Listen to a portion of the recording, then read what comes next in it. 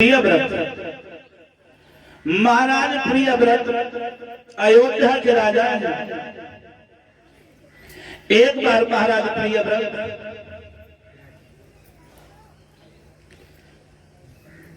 बड़ा सुंदर नाम है प्रियव्रत। प्रियव्रत का अर्थ है प्रिय माने सुंदर, व्रत माने संकल्प। सुंदर संकल्प करने वाला वही प्रियव्रत होता है। प्रिय माने सुंदर और व्रत माने संकल्प। हम तो कहते हैं सब प्रियव्रत बनो, सब प्रियव्रत बनो। प्रिय माने सुंदर, व्रत माने संकल्प। हमारी बहनें बहुत व्रत रहती हैं, बहुत व्रत, माता बहनें बहुत व्रत रहती हैं, लेकिन संकल्प नहीं करती हैं। व्रत का मतलब है संकल्प।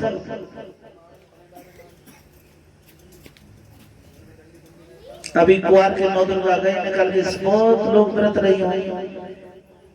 मैया को व्रत रहूंगी 9 दिन, खाना नहीं खाऊंगी, व्रत रहूंगी, मैया की पूजा करूंगी और पूरे दिन पूरे 9 दिन व्रत रहूंगी, खाना नहीं खाऊंगी और सास पानी मांगेगी तो अंगूठा दिखाऊंगी। बस हो गया व्रत। काय का व्रत? कैसा व्रत? व्रत करो आज से हम अपनी सास ससुर की तन मन से सेवा करेंगे। व्रत करो आज से हम अपने घर को सुरक्षित बनाएंगे। और भैया बैठे हैं तुम भी प्रियव्रत बनो। आज से व्रत करो हम गांजा नहीं पिएंगे।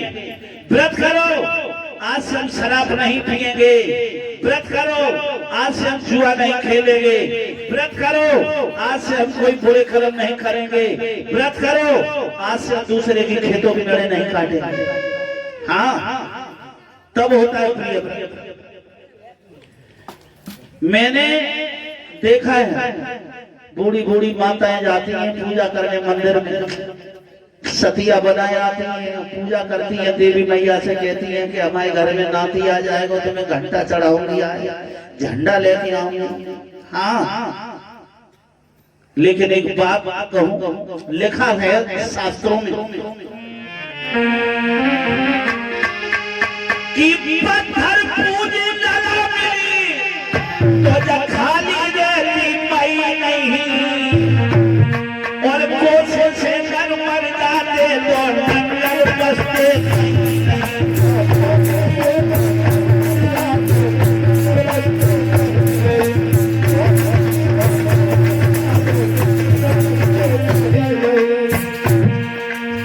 पत्थर पूजे लगा मेरे तो खाली रहती और कोसे से घर मर जाते तो नंगर बसते।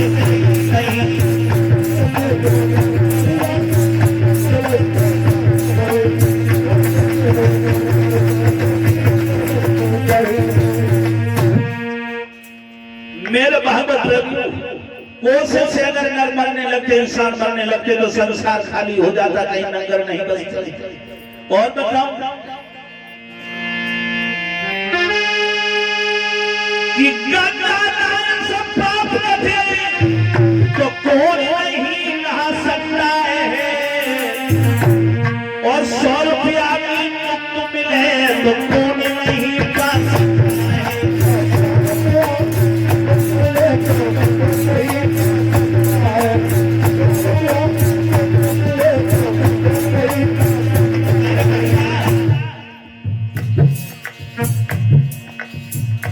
बारे हिंदू तेरे तो आनंद ही आने को पड़े।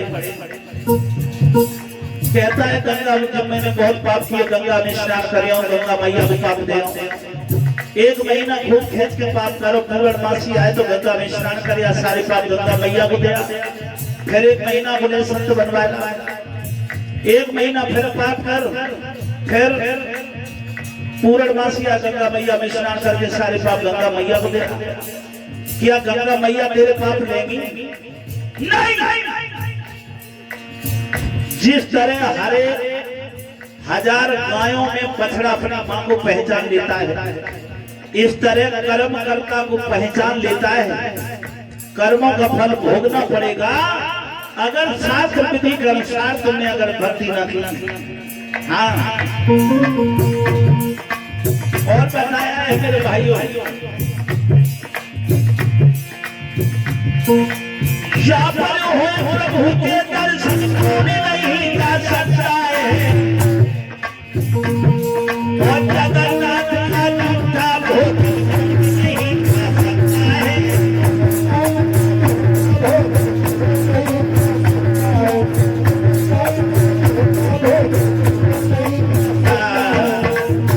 जहाँ पर हो प्रभु के दर्शन कौन नहीं जा सकता है, और जगन्नाथ का झूठा भोजन कौन नहीं खा सकता है।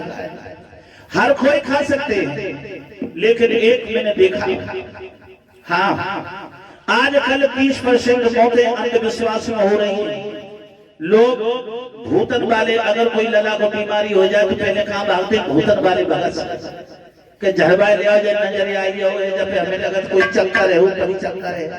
हाँ और भगत क्या करते हैं, भगत परमात्मा से हटा कर तुम्हें भूत पूजा में फांस देते हैं। एक गड़ा बनाया और दे दिया भगत ने, जाओ बांध देना और आज से बीमारी नहीं होगी।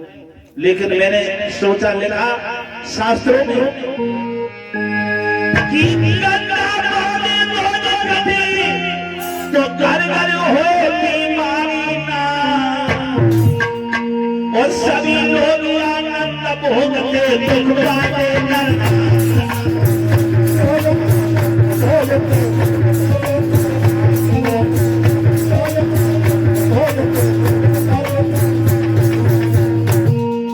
गड़ा पहने अगर तारीफ बनाए, अगर लोग कट जाते तो बीमारी घर घर नहीं होती।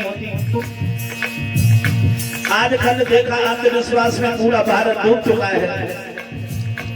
एक बकारी आता है गांव में, डमरू बसुरिया बजाकर भीड़ इकट्ठी करता है, और जमीन में से पट्टी उठाई, मुट्ठी में बंद की, ऊपर से जमूरा घुमाया, कहा घुसड़ू चुर रहे हैं, खोली तो रुपया बन गया। अरे भैया, हाँ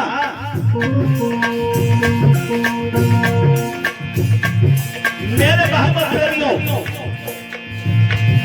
वो घुसड़ू उठाएंगे तो घर घर फिरे मदारी, ये सिंगल पास हुई जावे पल में फिरे।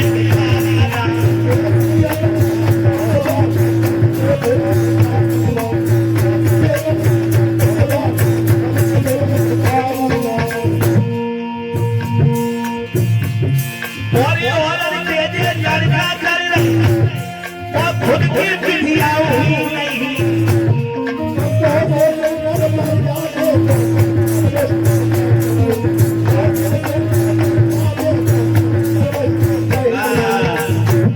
मेरे भाइयों, इसलिए अंधविश्वास में ना पड़े, उस परम प्रभु का ध्यान करें। शास्त्र विधि को त्याग कर जो मनमाने आचरण करते हैं उनकी कोई सदगति नहीं होती। शास्त्र विधि को त्याग कर जो मनमुखी आचरण करते हैं, मनमाने पूजा करते हैं। श्री सुखदेव जी बताते हैं, उत्तराखंड परीक्षा, जिस समय प्रियव्रत राजा एक बार जब अयोध्या से निकलकर घोड़ा पर सवार हुए, शिकार के लिए चले। राजाओं के कुछ ऐसे शौक हुआ करते थे शिकार का। शिकार खेलने के लिए जब चले तो घने जंगल में देखा एक वृक्ष के नीचे एक हिरणी खड़े हैं। दोनों एक दूसरे सींग से एक दूसरे के पीठ फैला रहे हैं। प्रियव्रत ने धनुष उठाया, कर्कश से बाण निकाला, ऐसा निशाना साधा कि एक एक बाण में हिरण हिरनियां दोनों नथ गई।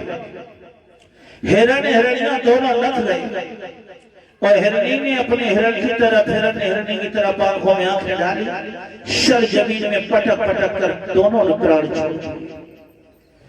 जब दोनों ने प्राण छोड़ दिए, उसी समय देव ऋषि नारद आ गए। देव ऋषि नारद आ गए और कहने लगे, क्यों राजा, इन भोले भाले हिरणों ने, हिरण हिरणी ने तुम्हारा क्या बिगाड़ा है, जो इन्हें तुमने इनका वध कर दिया, मार दिया इन्हें? क्या तुम्हारा दिल दुखाया है? राजा प्रियव्रत बोले ये तो हमारी शिकार है रिश्वत, ये हमारी शिकार है। जब इतनी वचन सुने देव ऋषि नारद ने, आगे बढ़कर देव ऋषि नारद ने राजा प्रियव्रत के गाल में तार बचा दिया। और खामोश राजा, किसी को अगर सुख नहीं दे सकता तो दुख देने का अधिकार तुझे दिया किसने? किसी के प्राण अगर बचा नहीं सकता तो प्राण लेने का अधिकार तुझे किसने दिया? ये तो परमात्मा की सारी पुण्यात्माएं हैं, तुझे किसने अधिकार दिया है इनकी आप प्राण लेने का? जिसे प्राण दे नहीं सकता तो लेने का तुझे अधिकार किसने दिया? मेरे भाइयों, एक ही महात्मा के तमाचे ने राजा के ज्ञान चक्षु खोल दिए। अपने पापों का प्रायश्चित करने के लिए, पापों का प्रायश्चित करने के लिए राजा प्रियव्रत अपने छोटे भाई उत्तानपाद को अयोध्या का राजा बना देते हैं। प्रियव्रत के 10 बेटा थे, 3 बैरागी हो गए थे। 7 पुत्रों को 7 द्वीपों का राजा बनाया। एक कन्या थी ऊर्जासती, जिसे शुक्राचार्य के साथ विवाह कर दिया। अपनी रानी बृहस्पति को साथ में लेकर अपने छोटे भाई उत्तानपाद को अयोध्या का राजा बनाया और तपस्या करने के लिए जंगल में चले गए। तपस्या करने के लिए जंगल में जब गए, इधर मेरे भाइयों अयोध्या के राजा अब तो उत्तानपाद महाराज है, जिनकी प्राण प्यारी रानी का नाम है सुनीति। सुनीति कौन होती है? जिसकी नीति सुंदर होती है।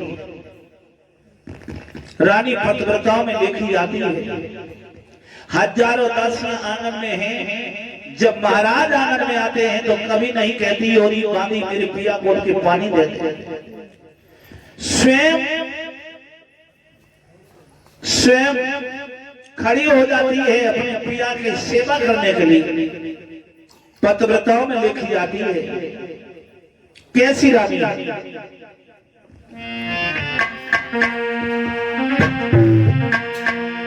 आरे पति पीड़िता कारण घर में प्यारी,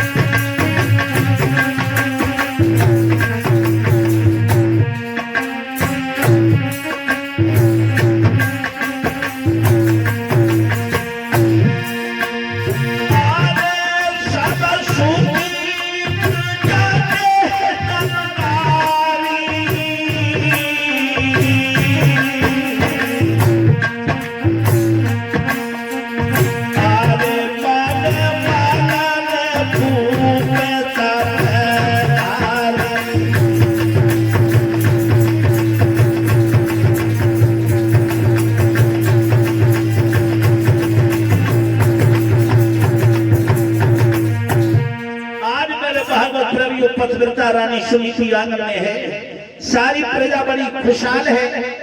सारी अयोध्या की प्रजा बड़ी खुश है। महाराज उत्तानपाद अपनी प्रजा की देख रेख करने के लिए अपने रूप को छुपा कर निकलते हैं। सारी प्रजा की खबर लेते हैं, कोई मेरी प्रजा में कोई दुखी तो नहीं है। हर प्रजा के मुखार बिंदों से निकलता था कि राजा हो तो ऐसा ही हो। बड़े आनंद ही आनंद है। लेकिन एक घटना आंगन में घट गई थी। क्या? मैया सुनीति के गर्भ से किसी संतान ने जन्म नहीं लिया। मैया सुनीति की गोदी सोनी है। धीरे धीरे समय बीत गया। धीरे धीरे समय बीत गया। चौथा पल लग रहा है, लेकिन आंगन में कोई खिलौना नहीं है। मैया के गर्भ से किसी संतान ने जन्म नहीं लिया।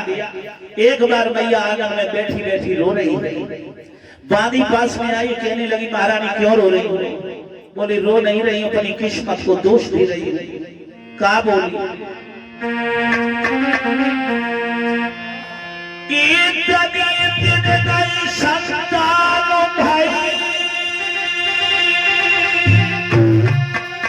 और सब बिरजा हंसी उड़ाती है।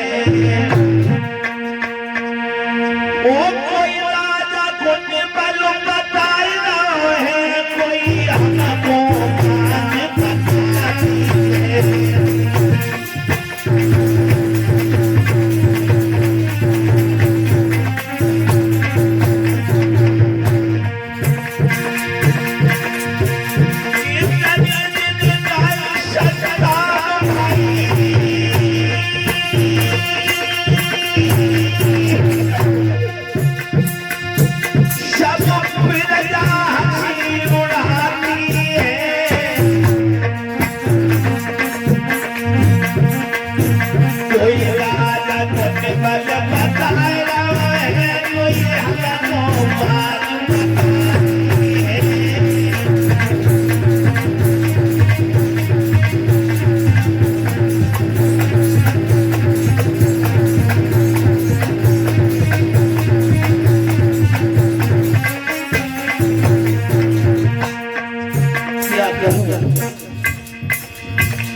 क्या करूं प्रजा के लोग मेरा चेहरा देखने से मुंह फेरने लगे।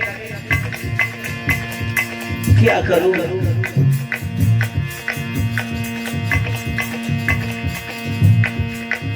मेरा कोई बेटा नहीं हुआ है, कोई बेटी नहीं हुई।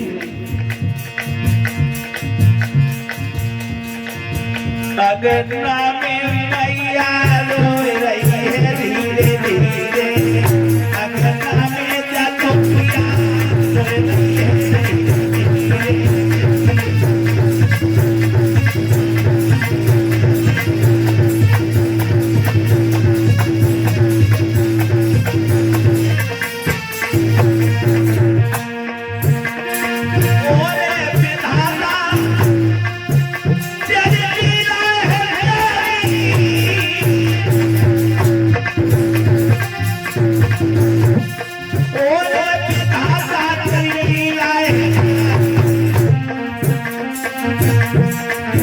अपने आंसुओं से मुख धोए रही है धीरे धीरे।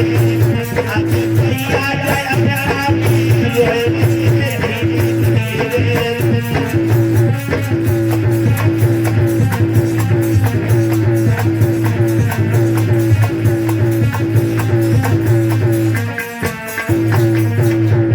आज मैया सुनी थी आंगन में बैठी बैठी बिलख रही है, बादी धीरज दे रही है। घबराओ नहीं बहन महारानी, भगवान की लीला है। कोई हंसता है तो कोई रोता है, ये दुनिया की तस्वीर है। हाँ रो नहीं इसलिए, मैंने देखा है। क्या बादी समझा के बोली बहन महारानी कि मैंने जग की अजब तस्वीर देखी और ये की हंसता है 10 रोते।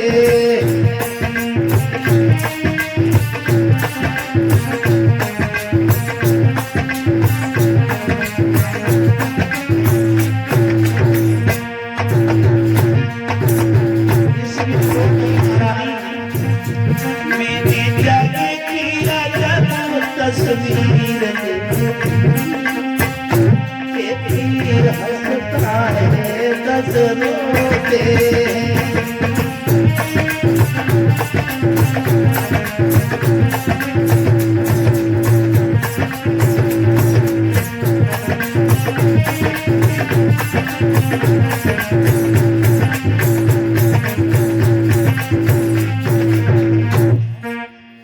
एक हंसता है 10 रोते।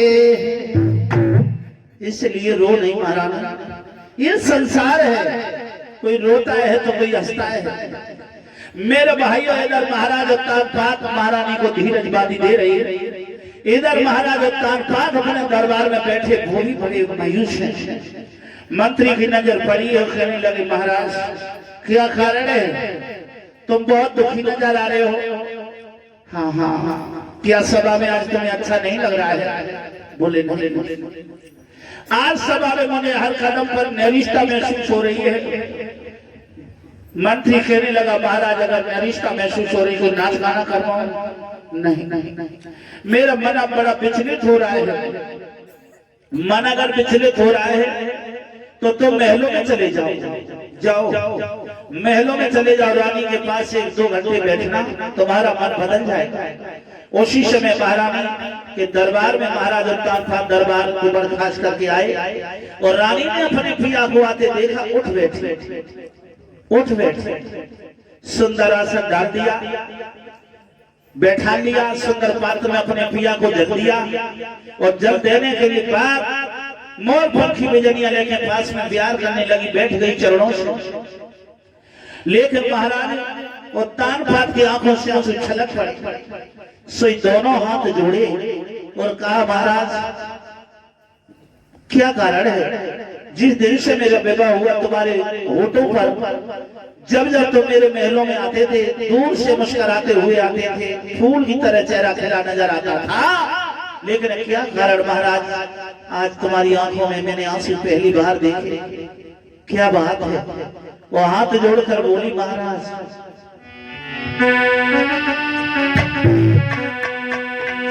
अरे कर जोर पूछ रही बात,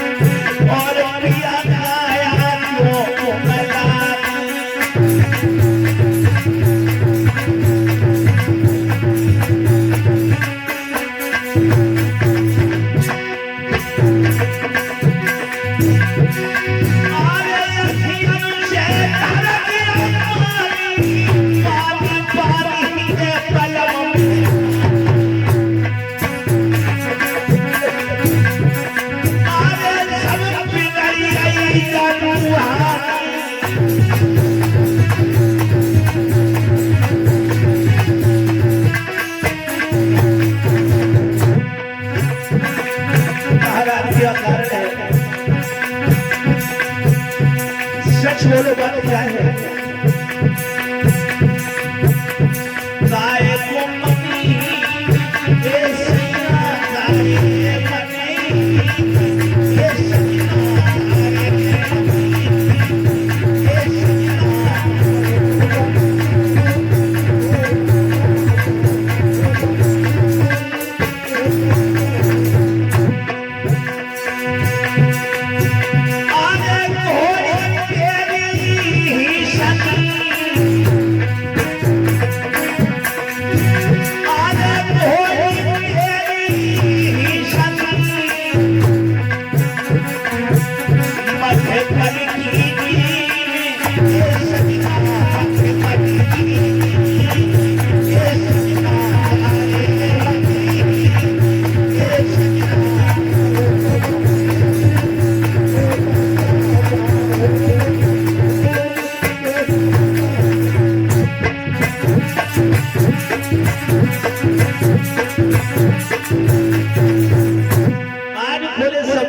महाराज आज तुम्हारे आंखों में मैंने आंसू कभी नहीं देखे, क्या कारण है?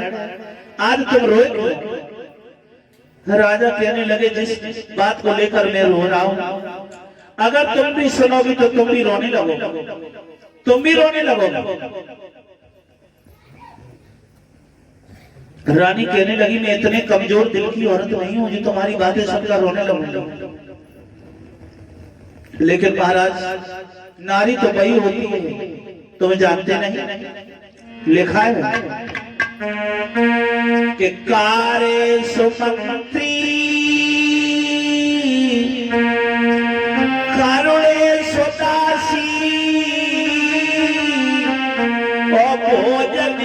सुमाता सेने सुजम्भा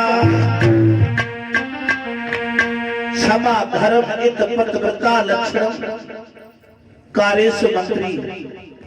नारी तो वही है, अगर पति किसी कार्य को करें तो जिस तरह एक राजा का मंत्री अपने राजा को सलाह देता है, इस तरह हर पत्नी अपने पति को कोई कार्य करे तो मंत्री की तरह सलाह दे।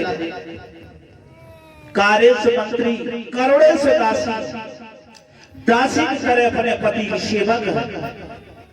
भोजनेषु माता, जब पिया को भोजन जमावे तो मैया जैसी ममता होवे। अगर दिमाग में कोई बातें नहीं है, टेंशन है, वो भी निकल जाए। और रंभा जैसा प्यार देवे। हाँ, वो महाराज तुम नहीं जानते हो, नारी तो वही है। कौन?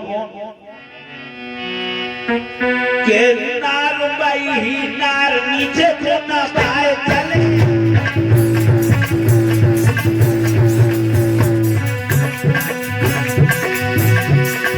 नार बही नार नीचे को न बाई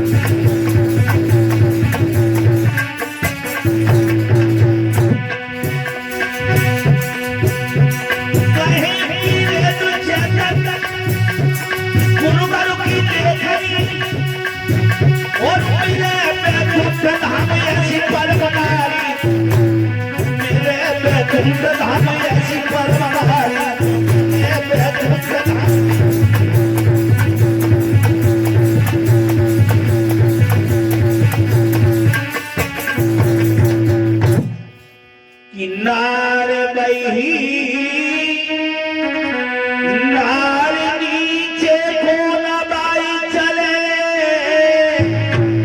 और आठों पहर पत की बजावे ताबेदारी को। ओढ़ी हुए कलंकी हुए भले ही न धन से ही न होवे, और सुख दुख में काट जाए सब नाच नारी के। कहे मीरे और ऋषियों की लेखनी, और मिले बैकुंठ धाम ऐसी परम नारी को। पति कोड़ी हुए, कलंकी हुए, बलहीन धन से हीन हो गए, हर हाल में पत्नी को पति का साथ देना चाहिए। ये पति पत्नी जीवन के दो पहलू हैं। एक भी कमजोर हुआ तो जीवन रूपी गाड़ी को जरूर इसको ले आएंगे। मेरे बाबा प्रेमियों, आज मैया सुनी तो बोली, महाराज सच बोलो, क्यों रो? मैं उनमें से वो स्त्री नहीं हूं जो तुम्हारी बातें सुनकर रोने लगो। सच बोलो। तो उसी समय राजा कहने लगे, महाराज मुझे इस बात का दुख नहीं है कि मैं रोया, लेकिन एक बात का दुख है। क्यों? सुनो। सुनो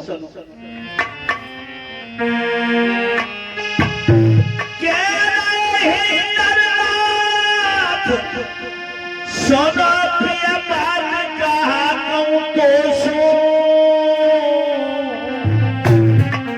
और तेरे लाए भाई कोई संतान री तो सिर्फ ननियो।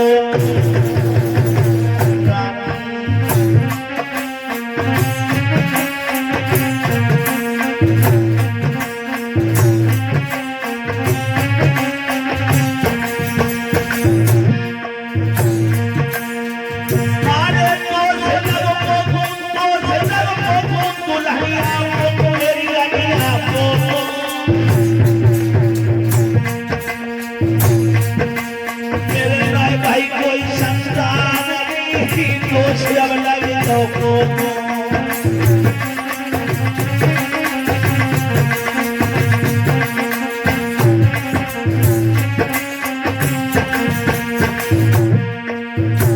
और सुनो महाराज मेरे गाँव नसीबा फूट कलम को खोट भागत को ठोको भागत को ठोको मेरे योग के रानी ही ओली जहर में कैसे रोकूं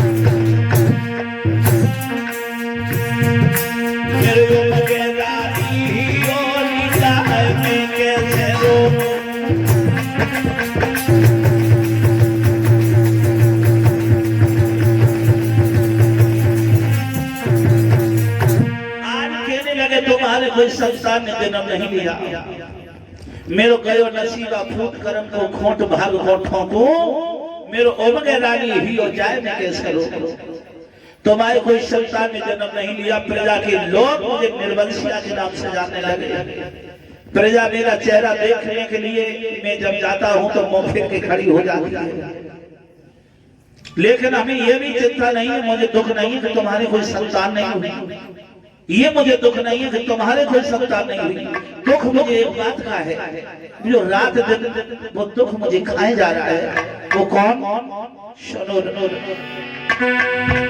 अरे बेटा बिन जाती सोनी है मेरे आज पे मेरी दूनी है मेरे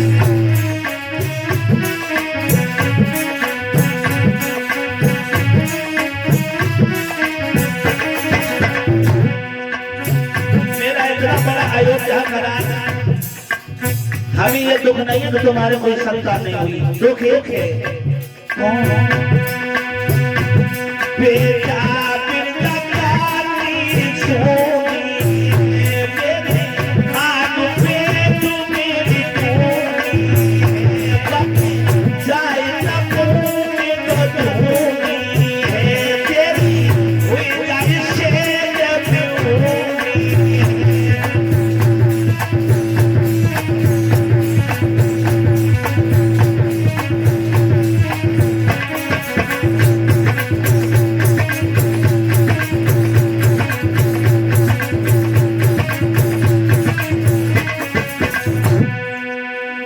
एक अयोध्या का कोई गति का उजाला दीपक नहीं है हमारे जाने के बाद जो अयोध्या का कोई दीपक बने जो प्रजा को रोशनी देता रहे ये दुख मुझे जरूर है मेरे मन में कभी कभी ख्याल आता है मैं सारा राजपाट छोड़कर जंगल में तपस्या करने को चला जाऊं लेकिन तेरी शेज सुनी हो जाए रानी रोने लगी महाराज घुटनों में सर रखकर फूट फूट के रानी सुनी थी रोने लगी और बोली किया ये तो मैं भी जानती हूं कि बिना संतान के आंगन ये राज अधूरा है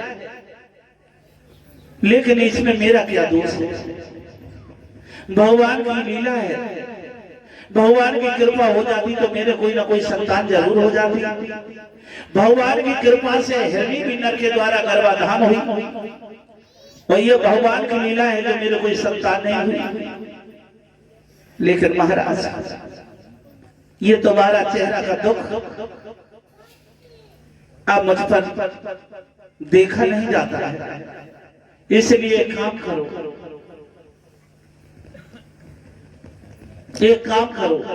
हमारे पास एक अकल है हमारे पास एक अकल है जो तुम्हारी खोई हुई होठों की मुस्कुराहट वापस लौट आएगी राजा कहने लगे वो कौन तेरे पास अकल है जो हमारी खोई हुई होठों की मुस्कुराहट वापस आ जाएगी हाँ हाँ हाँ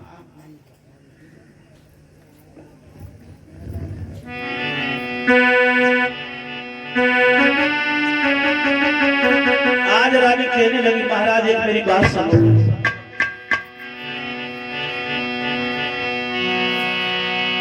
तुम्हारी खोई हुई होठों की मुस्कुराहट वापस लौट आएगी। एक काम कर लो। बोले क्या? बोले सुनो ना, अरे सैया पलकी न मिलन लगियो,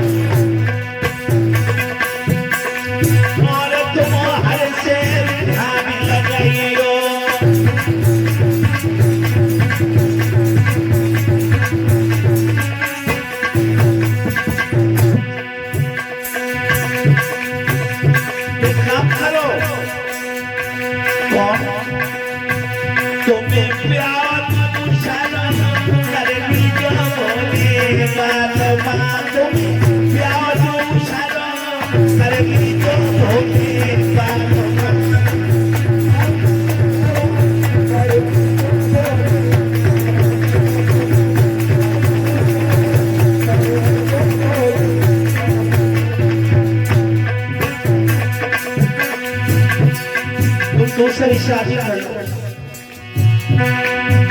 आने जब मेरी साथ मेरे अंगना में आई है, सबकी साथों में आप अंगना में आई है,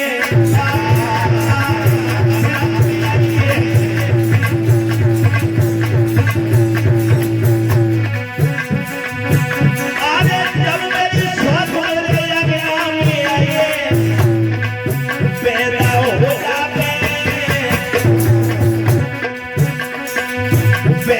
हो जाते सजना बाकी लाले ना भोले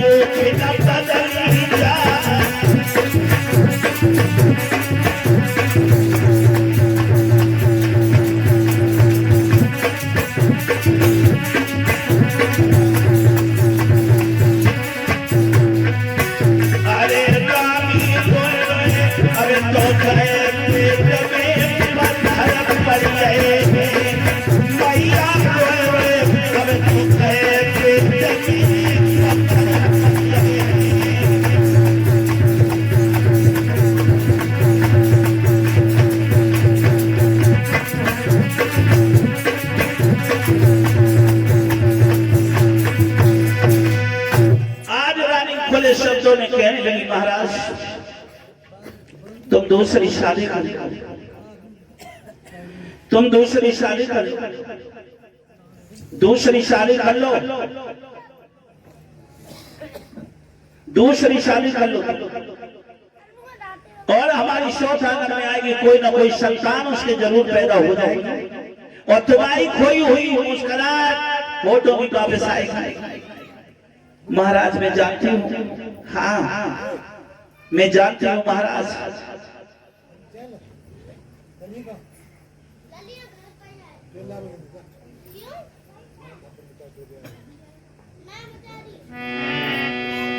मैं जानती हूँ महाराज क्या। अरे लाखी भरे हुए शयना मोती।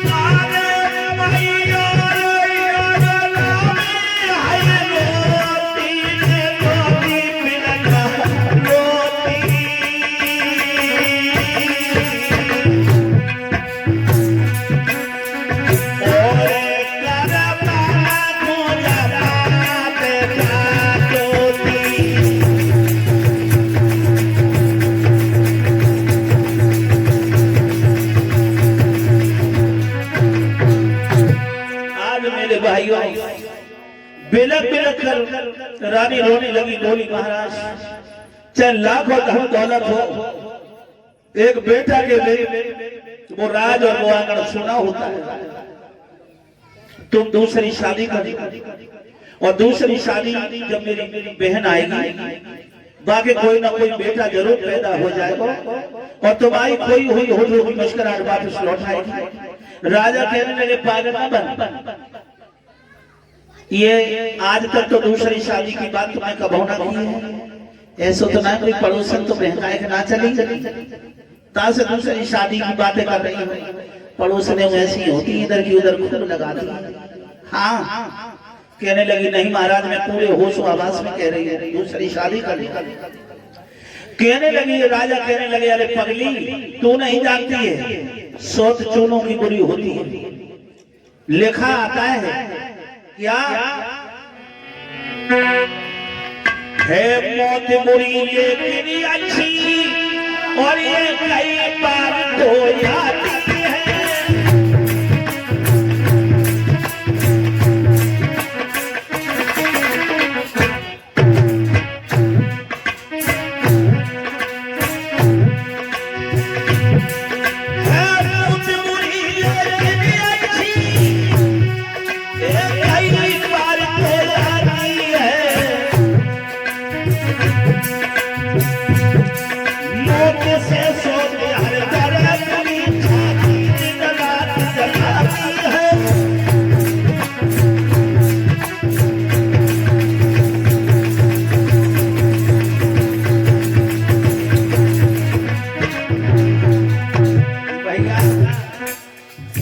मौत बुरी लेकिन अच्छी, मौत बुरी होती है सब दुनिया डरती है मौत से, लेकिन मौत फिर भी अच्छी है जो एक बार आती है, और मौत से 100 तरह बुरी है जो छाती दिन रात जलाती है।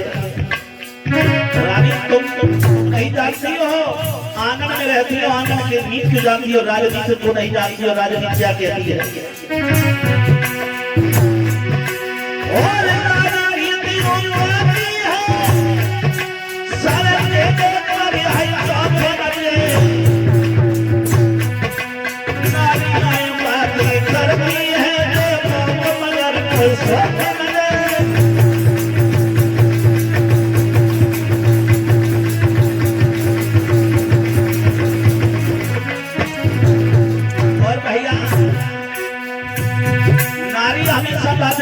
मेरे जीवन में मौत आ जाए, मेरे जीवन में सोच ना आए, लेकिन तू नहीं जानती है। रानी राजा बोले जिस खेत में पैदावार नहीं, जिस खेत में पैदावार नहीं, जिसमें विकास हो जाता है,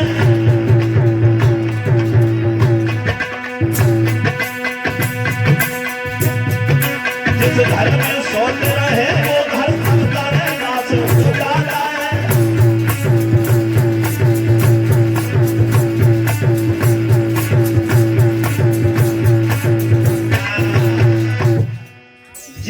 खेत में पैदावार नहीं जिसमें कांस हो जाता है, और जिस घर में सौत रहे वो घर सरतर नाश हो जाता है। इसलिए दूसरी शादी का नाम क्यों ले रही है? रानी कहने लगी महाराज 5 उंगलियां एक समान होती है, ऐसा तो कभी हुआ ही नहीं, लेकिन लिखा ये है कि मुंह को अष्ट को वदिष्ट को तम नयोत्तम शमे समर्थम तथ्यम सुपथ्यम शिरोथ भाग्यम और विश्वास पात्र नाम मायस्तु नारी। मुंह को अष्ट गोबा, गूंगा कौन है? जो किसी को अच्छी सीख न दे सके। वदरिष्ट गोबा, बहरा कौन है? जो किसी की अच्छी सीख ग्रहण न कर सके। ना विश्वास पात्र के मास्तु नारी। तुम यही कहना चाहते हो स्त्री पर कभी विश्वास नहीं करना चाहिए, लेकिन अब 5 उंगलियां एक जैसी नहीं होती महाराज। हमें सुख कब मिलेगा? सौत आने से हमें दुख नहीं मिलेगा, लेकिन हमें सुख कब मिलेगा? बताओ सुनो महाराज।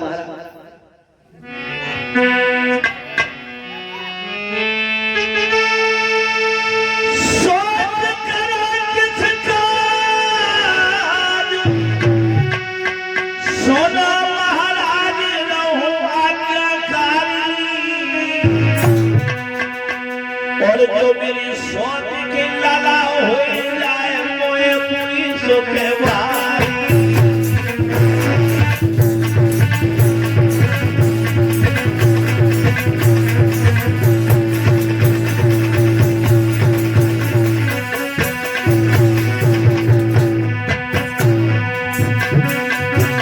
मेरी सोच के लाला हो जाए मोए पूरी सुखवारी।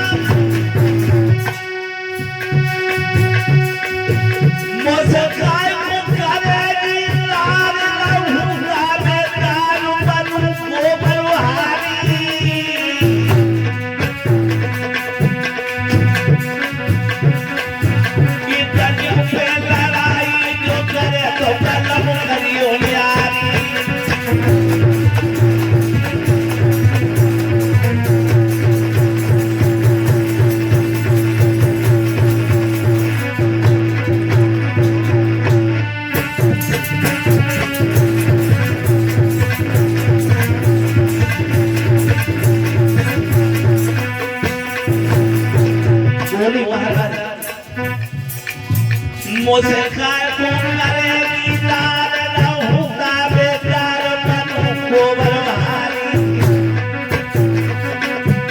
मैं खेतों की गोबर हारी तक बच जाऊं।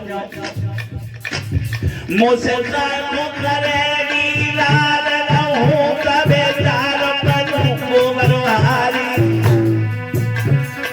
इतने पे लड़ाई जो करे तो हमें करियो न्यारी।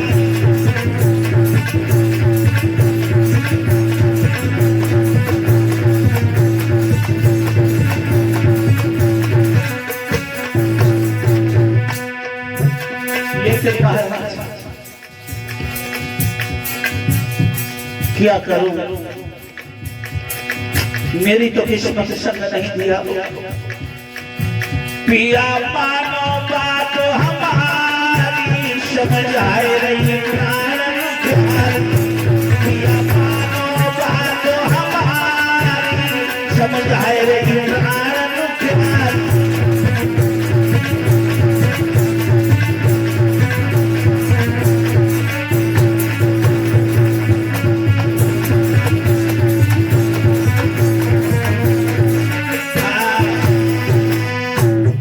मेरे भाव प्रेमियों कहा दूसरी शादी कर सोच करो किस काज सुनो महाराज रहूं आज्ञाकारी, और मेरी सोच के लला हो जाए कोई कोई सुख भारी।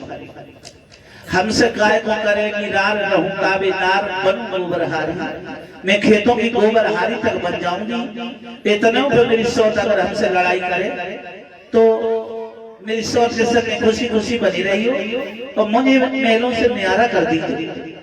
आज रोने धोने में पूरी रात गुजर गई। सुबह हुआ महाराज उत्तान का दरबार में आए। दरबार के सब लोग खड़े हो गए। महाराज कहने लगे हमसे दुर्भागी के लिए कोई आदर सत्कार मत करो, आदर सत्कार मत करो। घुटनों में सर रखकर फूट फूट कर महाराज रोने लगे। तो मंत्री ने गोदी में भर लिया महाराज को, कहा क्यों रोए महाराज, महलों में गए थे तो फिर भी ठीक थे, और जब लौट के आए तो वो भी तुम्हारी और दशा खराब हो गई, क्या कारण है, क्यों रोए? तो राजा कहने लगे महाराज एक बाप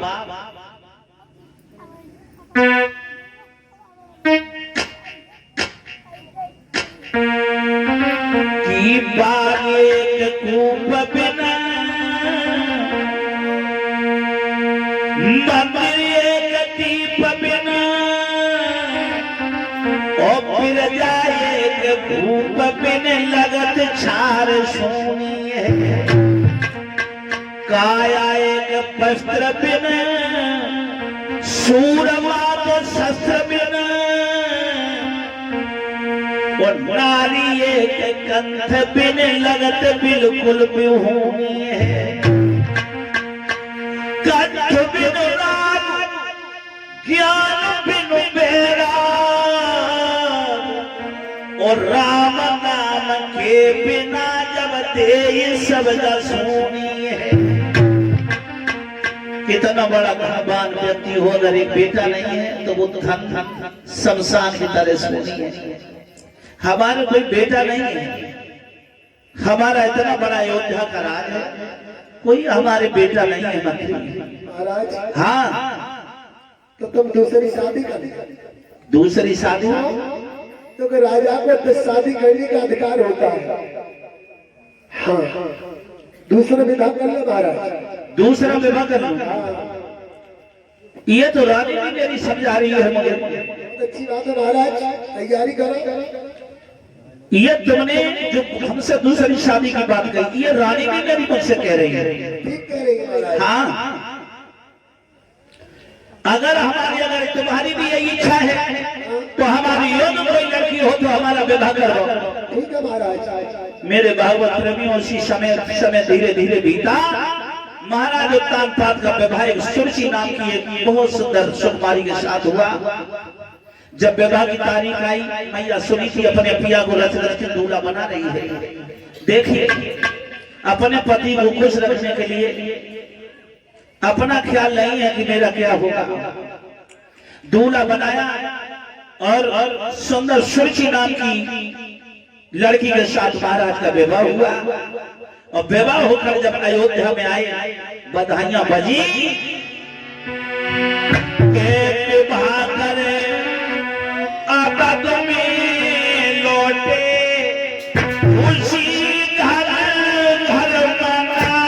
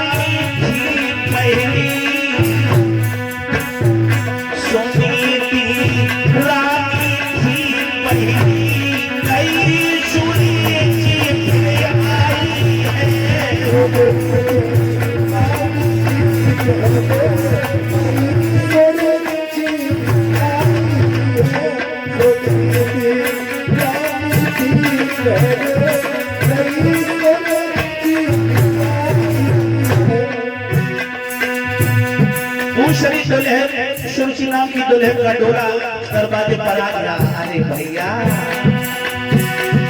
द्वार पर आ गया डोला, खबर लानी पाई है। बड़ी रानी को पता लग गया मेरे पिया शादी करके आ गए। अरे भैया द्वार पर आ गया डोला, खबर मैया की पाई है। बहन को भीतर ले आना, बहन को अंदर ले आना, तुरंत पानी बनाई है।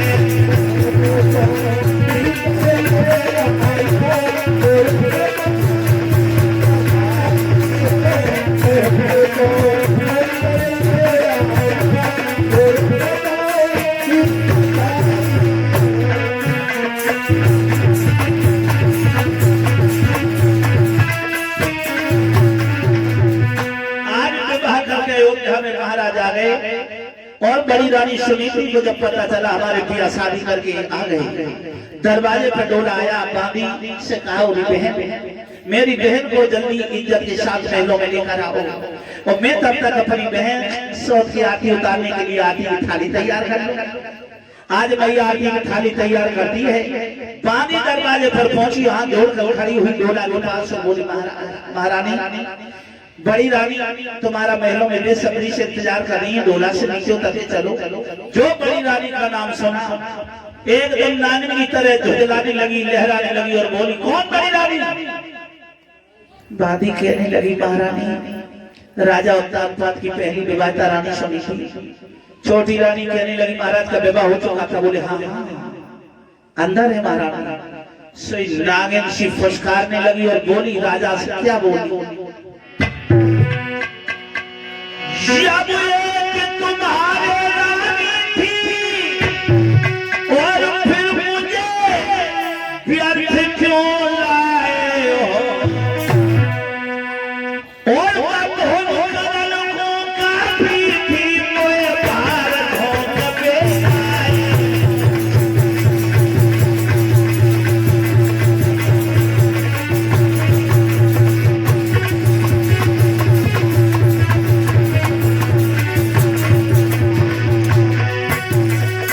तुम्हारी शादी हो चुकी थी तो मेरे जीवन के साथ खिलवाड़ क्यों किया महाराज? और क्या बोलूं? अब इतना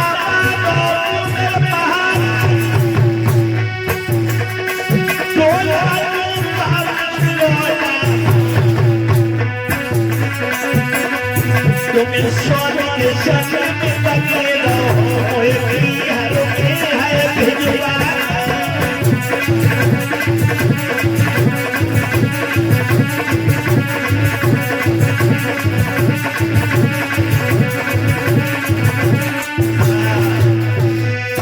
जब तुम्हारे रानी थी, तुम्हारी शादी हो चुकी थी, मेरे साथ विवाह क्यों किया?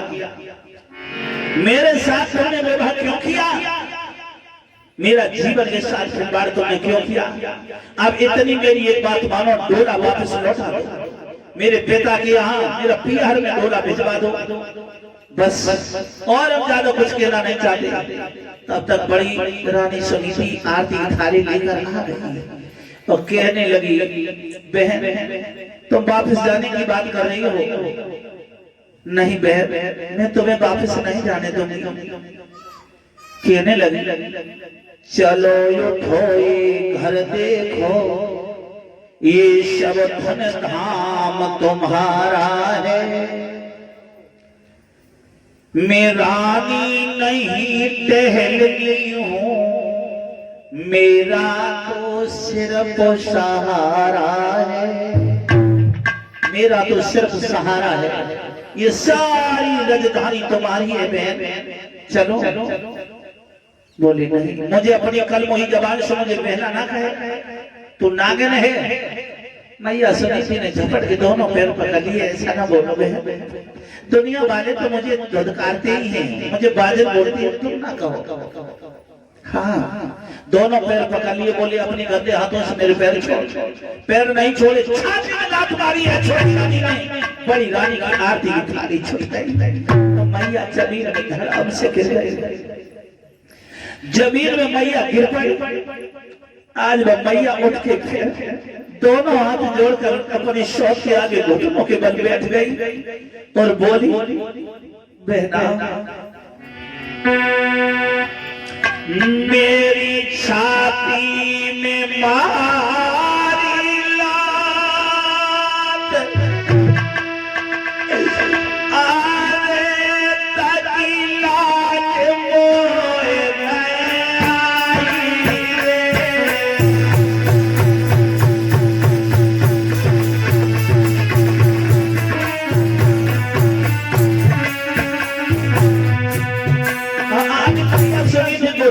बैठ गई है, तूने मेरी छाती को लात मार ली।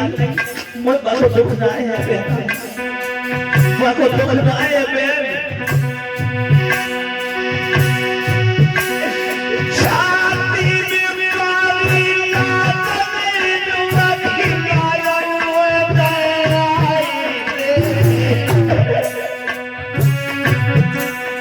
तो मेरा बन के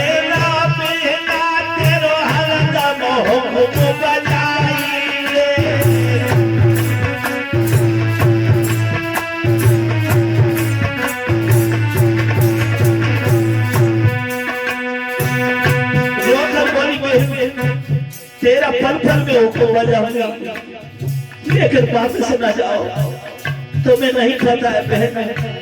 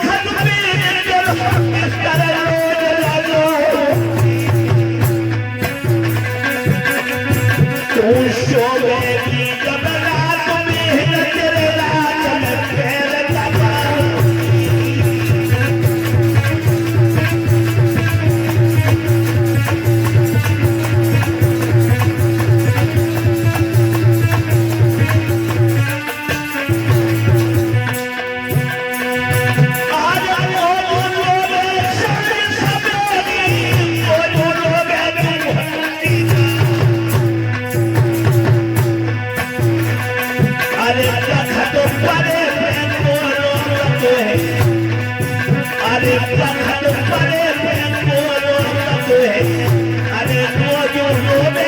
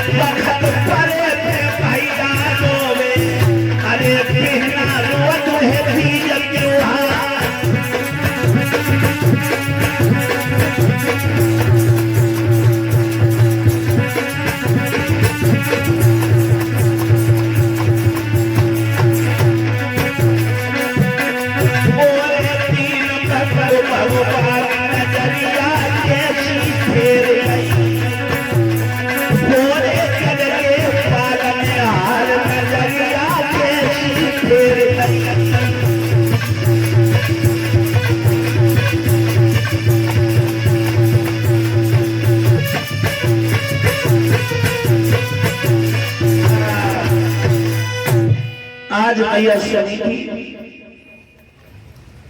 बिलक बिलक कर मेरे भागवत प्रेमी रो रही है, अपनी सोच के पैर पकड़े हुए, लेकिन बात सोच का दिल नहीं पसी रहा, सोच के दिल में दया नहीं आई। कहने लगी बहन मैं वापस ना जाओ, मेरे कोई बेटा नहीं हुआ, इसलिए मैंने शादी की है अपने पति की तुम्हारे साथ। मैं तुम्हारे पैर दाबूंगी, तुम्हारा भोजन बनाऊंगी, तुम्हारा बेटा खिला के सारी जिंदगी काट दूंगी। एकदम कहने लगी महाराज, छोटी रानी बोली महाराज जब बूढ़ी बिल्ली भक्तन बन के चिड़ियाघर में रहना चाहती है, जो इनको बच्चा दूंगी ये गला घोंट खा जाएगी या तुमको मार गिराएगी या हमको जहर पिलाएगी। अगर मुझे रखना चाहते हो मैं डोला से जब उतरूंगी नीचे, मेरी एक शर्त है महाराज। वो कौन सा? राजा पीठ फेरे बिलक बिलक कर रो रहे खड़े खड़े। राजा नहीं बोल पाए, रानी कहने लगी बड़ी रानी सुनी बहन क्या तेरी शर्त है? तेरी हर शर्त मुझे मंजूर है, तो खाब सुन ले, मेरी एक शर्त है, तब डोरा से नीचे पैर रखो कि राजू भवन को त्यागी उड़ाइए नागी अटा पे थारी। एक काम कर ले तू राजू भवन को त्यागी उड़ाइए नागी अटा पे थारी, और ये नील खुले या बेहतर की ओर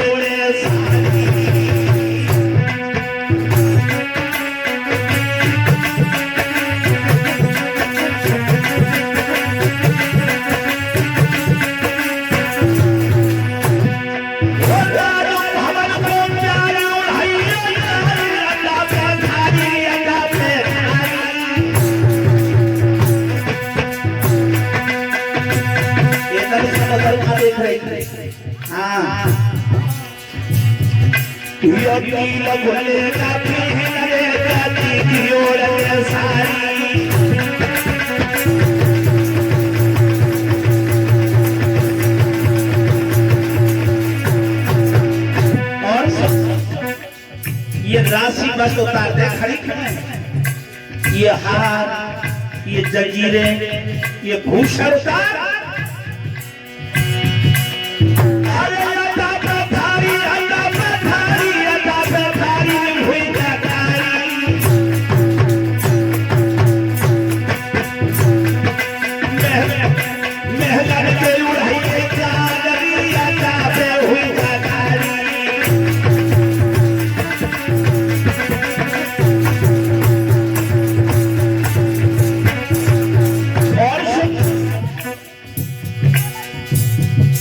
नील को लहंगा दे लिए और गजी की साड़ी ओढ़ ले, ये राशि भूषण आभूषण होता है। और एक महल के काग उड़ा पांच हाथ में ले ले। और सुन, अभी तो ज्यादा नहीं हुआ। और सुन, तेरे लिए अलग महल दिए जाएंगे। और क्या होगा उस महलों में?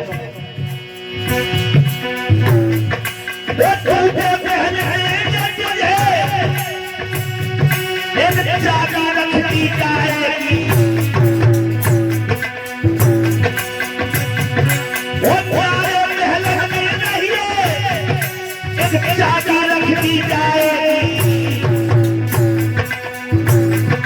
वो पीसा करिए, खाया करिए, फिर जो पाएगी।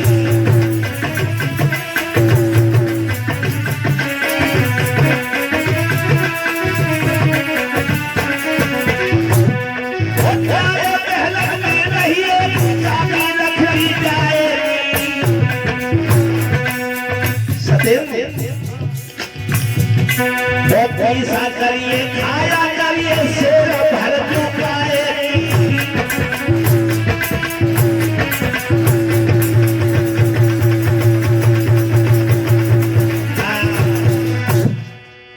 कहने लगी राजमहल को त्याग, उड़ही कागटा पे थारी और नील को लहंगा पेद के गजी की ओढ़ने से। न्यारे महल में रहिए, चाकी रख दी जाएगी और पीसा करिए, खाया करिए, शेर भर जो तुम पाएगी। शेर भर जो तुझे खाने को मिले और पीस पीस के वही खाना, और वो भी सब्जी से नहीं, नमक से। उस समय महाराज उत्तान पात पीठ फेर कर बिलक बिलक कर रो रहे। मैया ने कहा, मुझे तुम्हारी शर्त मंजूर है, मंजूर है मुझे। और अपनी सौत के पैर छोड़कर अपने पिया के पैर पकड़ लिए, पिया के पैर पकड़ लिए और पिया से कहा, बोली, तुम क्यों रो रहे हो? ना, तुम क्यों रो रहे हो? रोने को मैं काफी, रोने को मैं काफी हूँ, तुम ना रो। क्या बोली? क्यों रो रहे हो प्राणपति, ये तो हमारो भाग है। अब पास दो मेरे हाथ में, महलन बिदारू काल है। जो शौक मेरी के रही, उसमें नहीं बिल्कुल उजल। शेर भर जो बहुत हैं, उसे ही शकर लूंगी गुजर। शेर भर जो मेरे लिए बहुत है, उन्हीं से गुजर कर लूंगी। उसी समय भूषण आभूषण उतार के फेंक दिए बड़ी रानी सुनीति ने, और नील को लहंगा गजी की साड़ी आज भिखारिन बन के महलों से निकल गई। जो रानी थी वो भिखारिन बन गई, और जो दासी बन के आई वो महारानी बन के महलों में गई। भैया धीरे धीरे समय बीतता चला गया। आज बड़ी रानी सुनीति मैया की किस्मत ने संग छोड़ दियो, किस्मत ने संग छोड़ा है। मेरे भगवत प्रेमियों, किस्मत ने जब संग छोड़ दिया, आप धीरे धीरे 6 महीना बीत गए। मैया ने अपने पति के दर्शन नहीं किए। जिस तरह बड़धारी नाग बिना मरी के जिंदा नहीं रहता, जिस तरह मछली पानी के बिना जिंदा नहीं रहती, उसी तरह पतिव्रता स्त्री बिना पति के जिंदा नहीं रहती।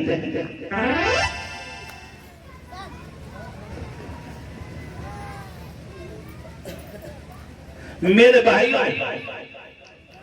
6 महीना बीत गए। एक दिन बैठे, शरीर कांटा हो गया, सूख। हाँ, पति के जब दर्शन नहीं हुए, मन में आया इस जिंदगी से मैं मर जाऊं तो अच्छा है। क्या जिंदगी है? धीरे धीरे समय बीता। कैसा?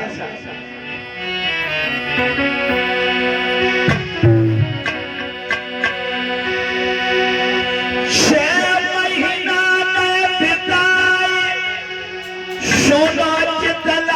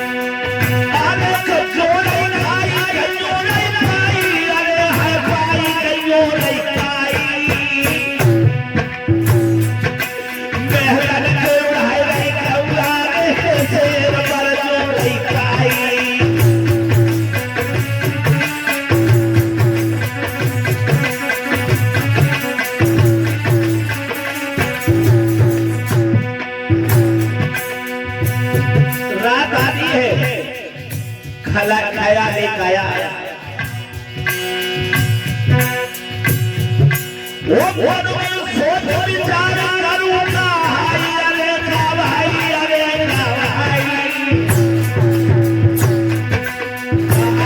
रात को कुआं में के गिर में खोज ढाई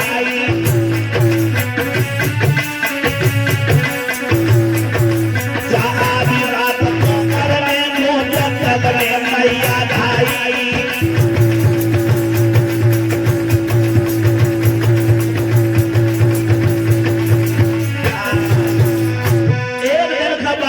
भैया मैया को ख्याल आया 6 महीना बीत गए काग उड़ाते उड़ाते शेर पर जो खा रही है शरीर कांटे की तरह हो गया मैया का एक दिन मन में विचार आया इस जिंदगी से मर जाए तो अच्छा है तो आधी रात के समय अंधेरी रात है मरने के लिए कुआं में गिरने के लिए जंगल में चली गई लेकिन मन में एक ख्याल आया आज तक मैंने बिना पति की आज्ञा के एक कदम भी आगे नहीं बढ़ाया एक कदम भी मैंने आगे नहीं बढ़ाया एक कदम भी मैंने आगे नहीं बढ़ाया लेकिन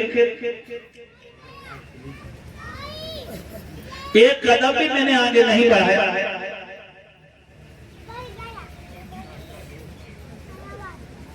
मेरे भक्तों आज सोचने लगी बिना पति की आज्ञा के मैंने घर से एक कदम भी नहीं निकाला और आज मैं बिना पति की आज्ञा के मैं मरने जा रही हूं नाथ मुझे माफ कर देना पिया और अपने पति की याद करते करते जंगल में धीरे धीरे अंधेरी रात में चली है कैसे और बोली नाथ कि मोया पिया तेरी आ रही है मैं तो जा रही हूँ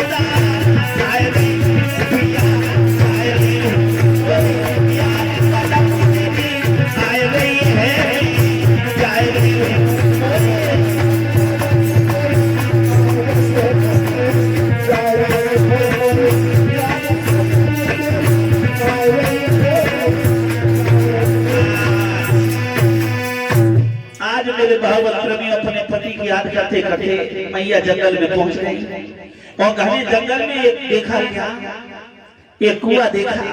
सोचने लगी इसी कुएं में गिर के अपने जीवन का अंत कर लूं। तब तक देव ऋषि नारद आ गए और कहने लगे, ए लड़की कहां जा रही है तू?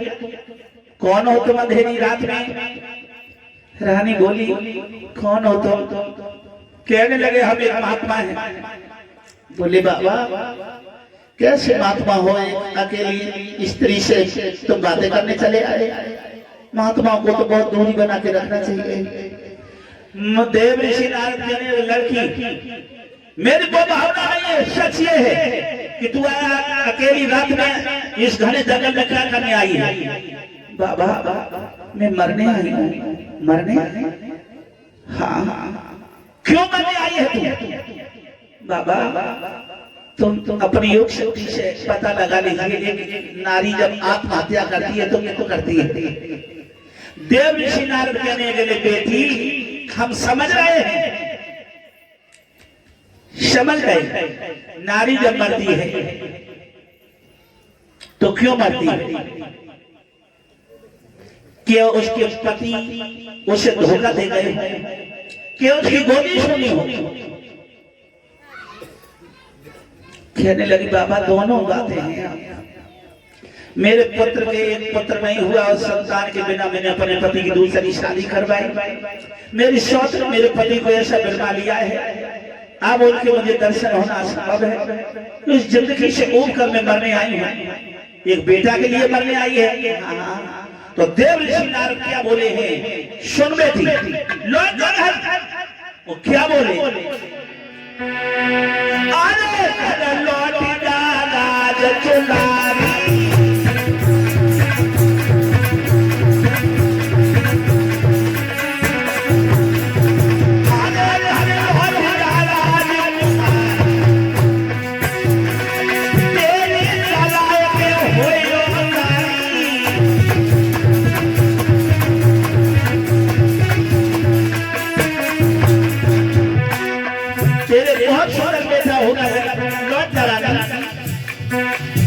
तेरी गोली नहीं बाबा, लौट तेरी गोली में खिलौना आए जाएगो घर लौट जाइए।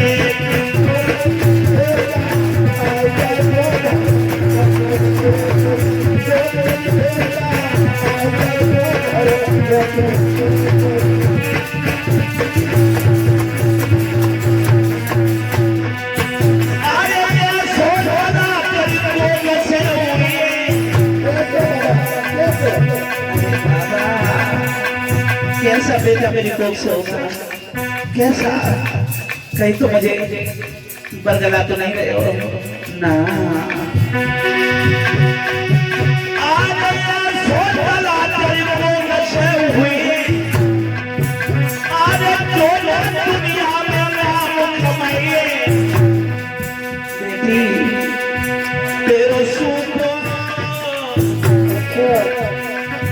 तेरो सुखो बादल है जाएगो धनी चली।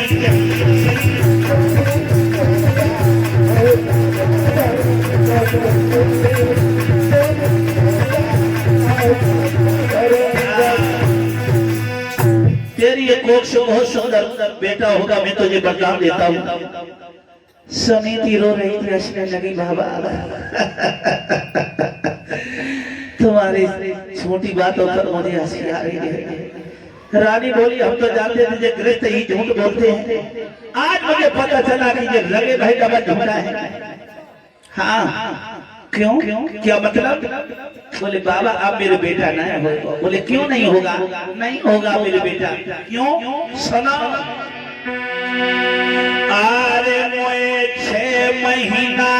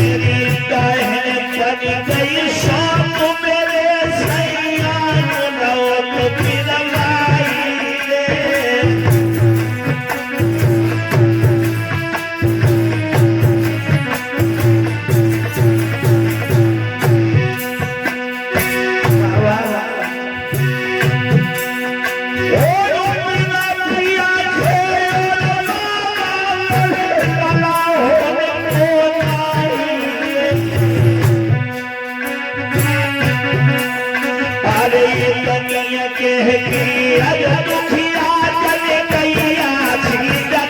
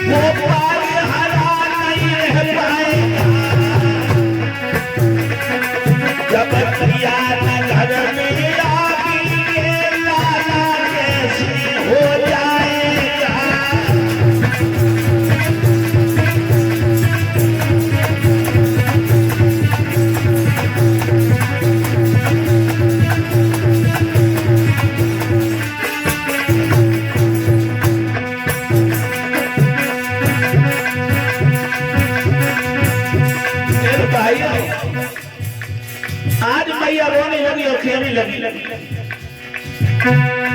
काय हमें झूठा दिलासा दे रहे हो बाबा, क्यों झूठा दिलासा दे रहे हो?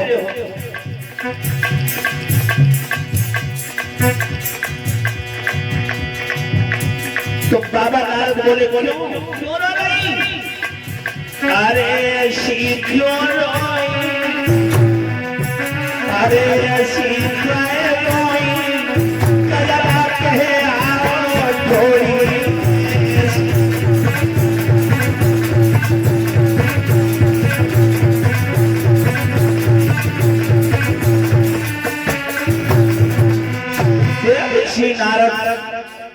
देव ऋषि नारद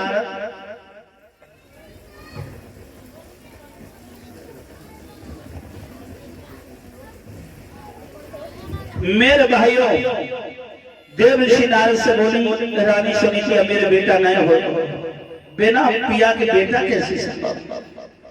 नारद कहने लगे बेटी भगवान ने भी कहा है, भगवान भी कहते हैं क्या?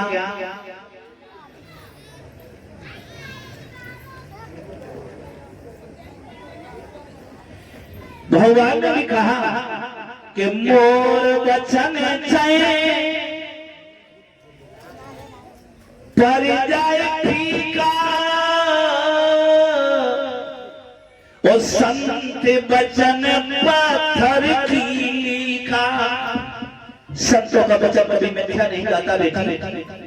अगर ये दिन, ये साल, ये महीना जब आएगा तेरी गोद में एक मास का लोथड़ा खिलाते नजर आएगा, अगर ऐसा ना हो तो ये बाग, ये कुआं कहीं नहीं जाएगा, आकर के गिरते मर जाना।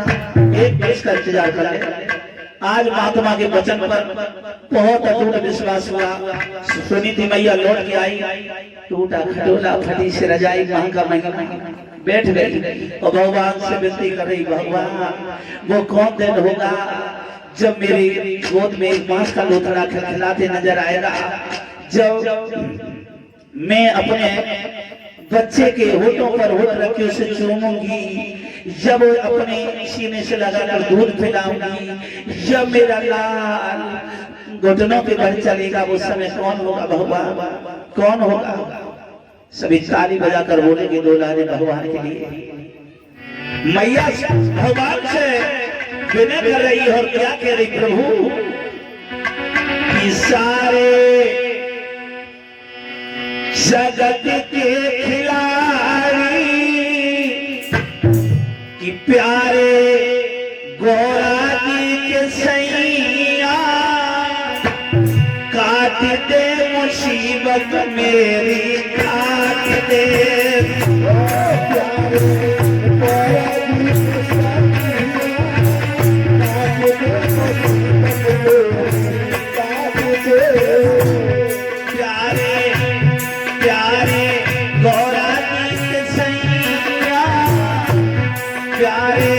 लक्ष्मी की छैया काट दे मुसीबत में, काट दे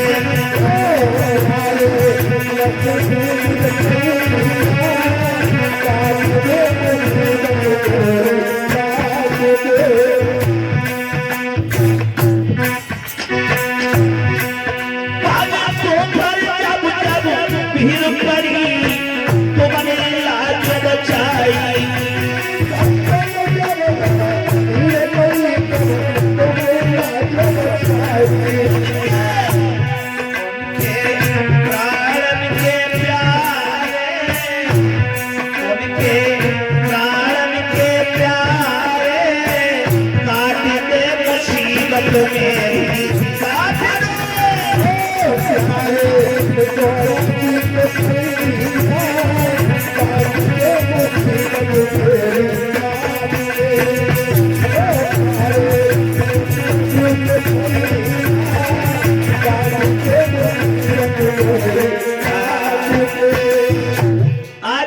विनती करती रही भगवान से।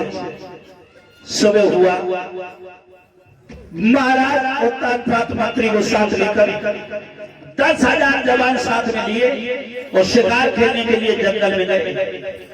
बियाबान जंगल में जब पहुंचे, एक हिरण को देखा। एक हिरण का पीछा करते करते महाराज आगे को बढ़े, लेकिन वो हिरण ऐसा माया रूपी जंगल में महाराज को अंदर ले गया। तब तक के बाण में राजा उत्तान हिरण को मार रहे हैं, लेकिन वो हिरण आज महाराज के बाणों का निशाना नहीं बनता है। कैसे?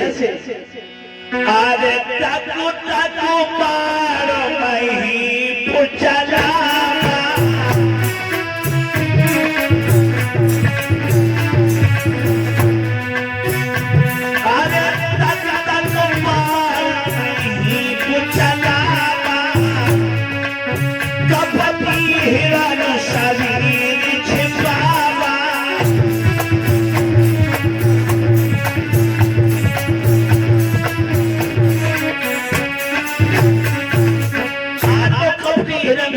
छुपाता हुआ आगे को बढ़ा।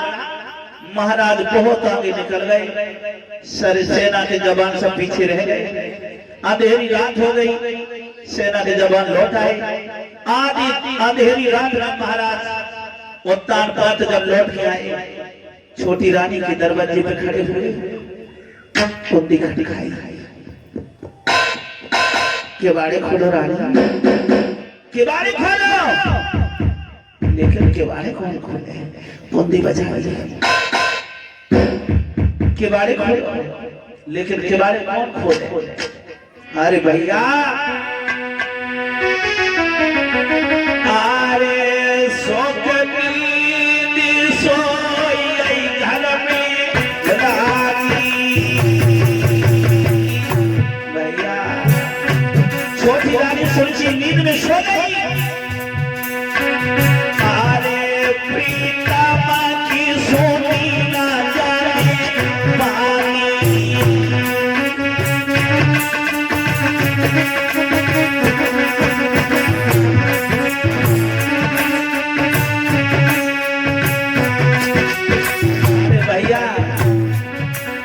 किबारे खोलो, किबारे खोलो।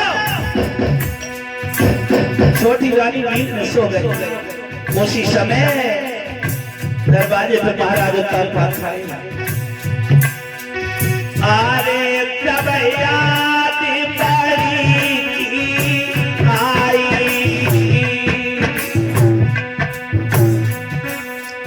अरे जब याद सुनी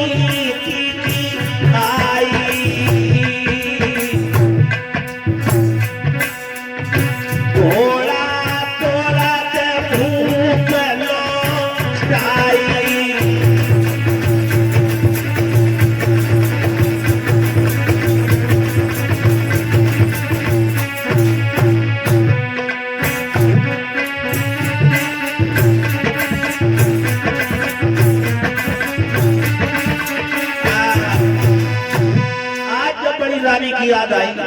जब बड़ी रानी की याद आई, दरवाजे से हाथ हटा लिए, नहीं अब नहीं लगाऊंगा, आज नहीं कुंदी खटकाऊंगा। बड़ी रानी की याद आई, घोड़ा लौटा दिया और बड़ी रानी सुनी थी कि महलों पर खड़े होकर कुंदी खटकाई। किबारे खोलो। आज वह दुखिया को नींद कहाँ थी। मन में विचार आया, मैया सुनी थी कि आज मेरी सौत ने साथ मेरे पिया को मुझे मारने के लिए भेजा है। नीचे उतर के आई, किबारे खोले, किबारे खोले, हाथ में नंगी तलवार देखी। पहले तो दोनों हाथों से अपने पिया के चरण स्पर्श किए और बोली, मारने आए हो, मार दो महाराज, मैं भी अपनी जिंदगी से ऊब चुकी हूँ, मुझे घुटन होती है ऐसी जिंदगी से, मार दो। राजा कहने लगे, अरे पगली बड़ी मुश्किल तो आज मौका मिला है, जो कहना हो ऊपर ही कह लीजिए। मैया समझ गई कि हमारे पिया मेरी सौत से छुट के आए हैं मिलने के लिए। उसी समय को मेरी पकड़ी, अरे अरे शिरियन शिरियन चल भाई बाई, पकड़या गुड़िया के बल में अपनी।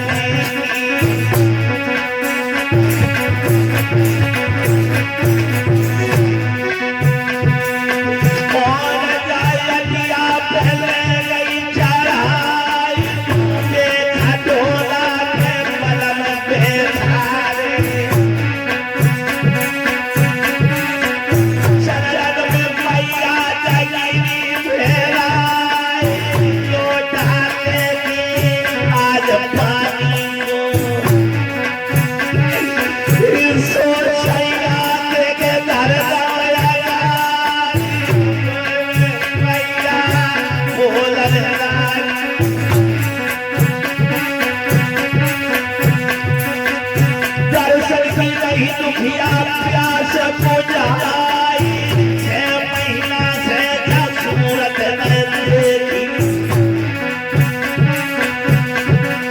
राजा सजना को बनावे हारे थके तुम बन से आए धीरे धीरे दबा रही तबई राजा रोए के बोले रानी सुन ले मेरी अरज समझाओ तुम्हें एक मैं पानी अब मोए मोए मोए के गई है भूख लगी कछु होए तो ले आए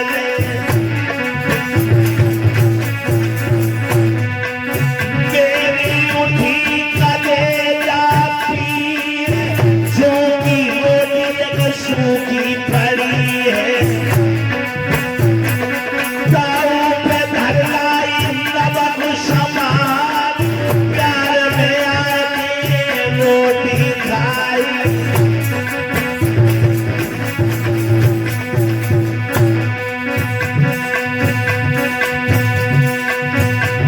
के मेरी मन की बिगाड़ी दीनानाथ मेरी मन की बिगाड़ी दीनानाथ अरे रोई रोई आयो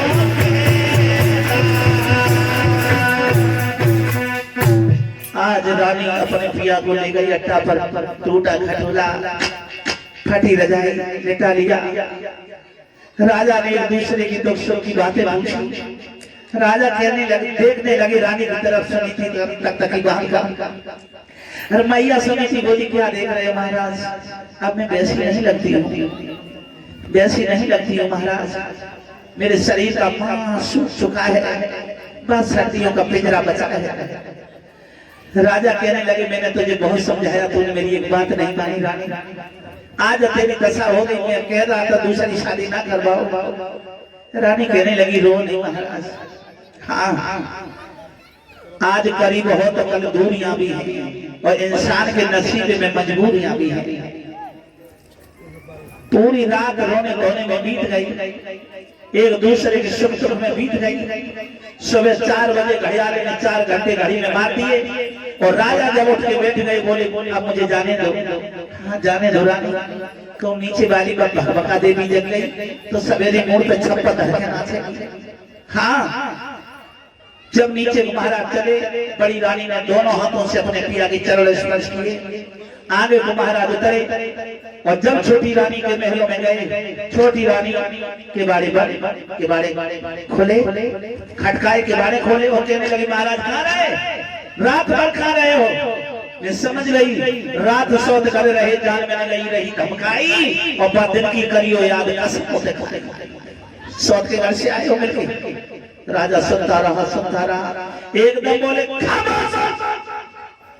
अरे तूने घर में हलों से निकाल दिया वो अब भी तेरी इच्छा पूरी नहीं हुई पकड़ तलवार मार दो उसे पूरी रात देहरी से सर रखकर सोता रहा तू कह रही आंखें लाल बिखरे बाग हाँ जो राजा ने एक रानी को दी लोगों एक ही होने में सब बैलेंस बदल गए अरे भैया डर के मारे शक पकाई और भीतर गई सुंदर भोजन बनाया अपने पिया को खिलाया और लेटा लिया बिस्तर पर और पैर दाबने लगी और बोली महाराज पता नहीं गुस्सा में हमने तुमसे कहा कह डाला पता नहीं गुस्सा में हमने कहा तुमसे कह डाली जो बड़ी हो गुस्सा को बाजार हुआ तो नहीं लगा जो धर के जय से आए हाँ श्री सुखदेव जी बताने लगे हैं उत्तरानंद राज परीक्षा उसी रात में बड़ी रानी सुनीति गर्भवती हो गई उसी दिन में छोटी रानी भी गर्भवती हो गई तो दोनों रानी गर्भवती हैं लेकिन फर्क कितना है एक ने किया गर्भाधारण उससे पलंग न छोड़ा है और एक ने जाकर खेतों पर मेरे भैया नाच बटोरा है एक के लिए सुंदर भोजन दासियां बना के लाती हैं और एक बेचारी पड़ी पड़ी और जौ की रोटी खाती है समय धीरे धीरे बीत गया। जब 9 महीने मैया के गर्भ के पूरे हुए तो ब्रह्म मुहूर्त में सुबह के 4 बजे अनुराधा नक्षत्र में मैया सुनी मुख से एक शब्द निकला, क्या? ओम